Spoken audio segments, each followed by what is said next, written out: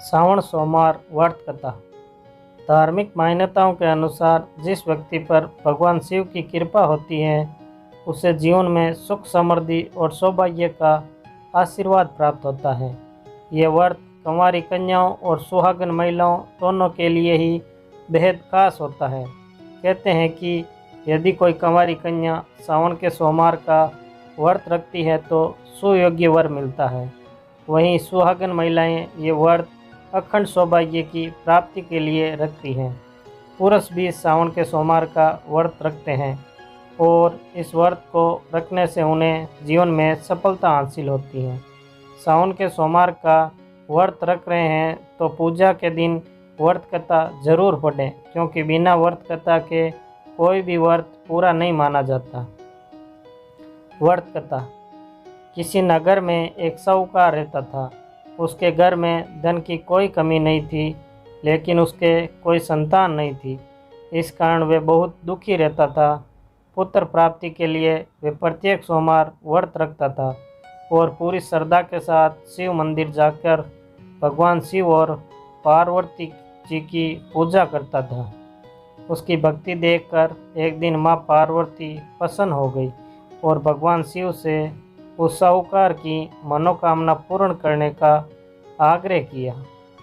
पार्वती जी की इच्छा सुनकर भगवान शिव ने कहा कि हे पार्वती, इस संसार में हर प्राणी को उसके कर्मों का फल मिलता है और जिसके भाग्य में जो हो उसे भोगना ही पड़ता है।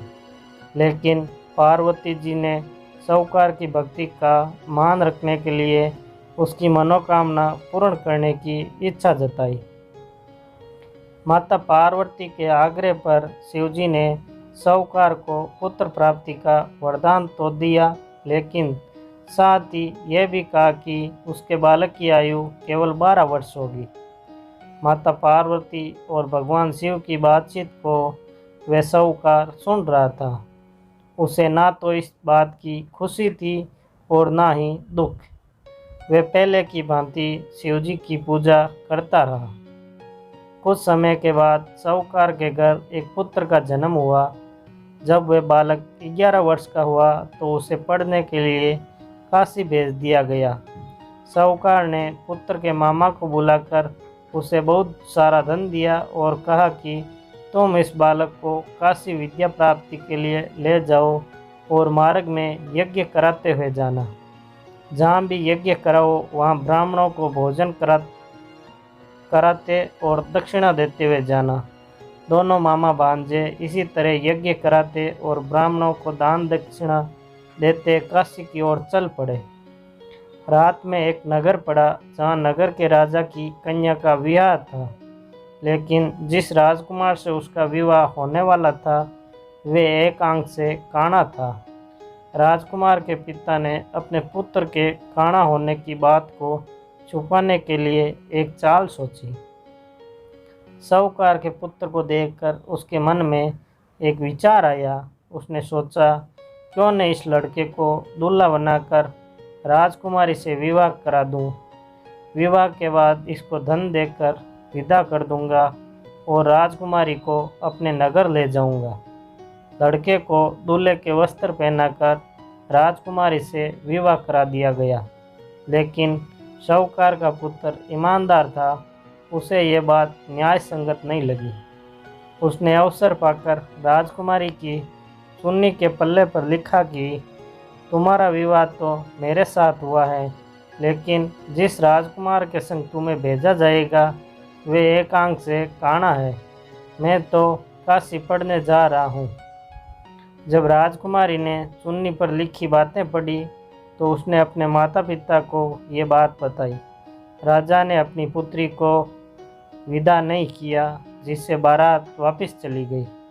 दूसरी ओर साहूकार का लड़का और उसका मामा काशी पहुँचे और वहाँ जाकर उन्होंने यज्ञ किया। जिस दिन लड़के की आयु 12 साल की हुई उसी दिन यज्ञ रखा गया। लड़के ने अपने मामा से कहा कि मेरी तबीयत कुछ ठीक नहीं है।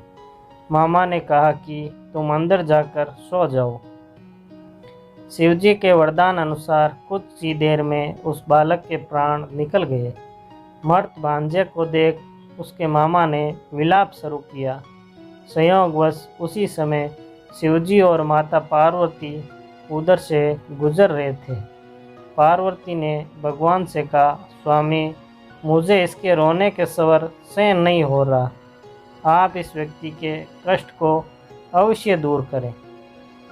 जब शिवजी मर्त बालक के समीप गए तो वे बोले कि ये उसी साहूकार का पुत्र है जिसे मैंने 12 वर्ष की आयु का वरदान दिया।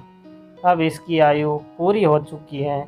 लेकिन मातृभाव से विभोर माता पार्वती ने कहा कि हे महादेव, आप इस बालक को और आयु देने की कृपा करें, अन्यथा इसके वियोग में इसके माता पिता भी तड़प तड़प कर मर जाएंगे। माता पार्वती के आग्रह पर भगवान शिव ने उस लड़के को जीवित होने का वरदान दिया।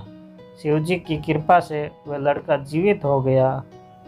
शिक्षा समाप्त करके लड़का मामा के साथ अपने नगर की ओर चल दिया। दोनों चलते हुए उसी नगर में पहुँचे जहाँ उसका विवाह हुआ था। उस नगर में भी उन्होंने यज्ञ का आयोजन किया। उस लड़के के ससुर ने उसे पहचान लिया और महल में ले जाकर उसकी खातिरदारी की और अपनी पुत्री को उसके साथ विदा किया। इधर साहूकार और उसकी पत्नी भूखे प्यासे रहकर बेटे की प्रतीक्षा कर रहे थे। उन्होंने प्रण कर रखा था कि यदि उन्हें अपने बेटे की मृत्यु का समाचार मिला तो वे भी प्राण त्याग देंगे। परंतु अपने बेटे के जीवित होने का समाचार पाकर वे बहुत प्रसन्न हुए।